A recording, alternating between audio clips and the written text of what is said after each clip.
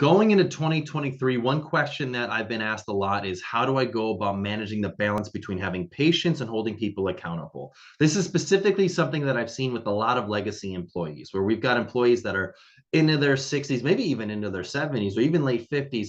And they've been at the company for a long time. They've done good work and you really appreciated their services. But as a business, you recognize some change needs to happen. Not to say that we need to get rid of them, but we need to make some adjustments to the way that we work and the processes that we have in place. And how do we go about having those conversations? One thing that I'll often see is an executive will go to their team and they'll say, hey, here are some of the changes I want to see happen, some of the things that we need to start working towards. What are your thoughts on this? I'd love to learn your feedback. They'll say, yeah, I totally agree. This makes sense. I think we can start working on it in this way. And you're like, great, awesome. Here's an action step. Let's work towards it. 1 week, 2 week, 3 weeks, 4 weeks go by. And then they say, hey, I don't have time for this.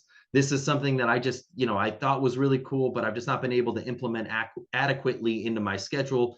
And then our executive will have to say, okay, well, let's reprioritize because right now you've put this, and this in front of this activity. And I think this is really mission critical. And if you agree, which I think it sounds like you do, we should really try to put this up to the top of the list. And that creates a little bit of stress. It creates a little bit of a rub because this represents a change and alteration in the way that our employees have worked historically. And so they may tell us everything we want to hear to our faces, but in reality, they may say, I'd rather keep working on the work that I've historically done always. Change is inherently hard. Change is inherently met with discomfort. Change is inherently met with resistance.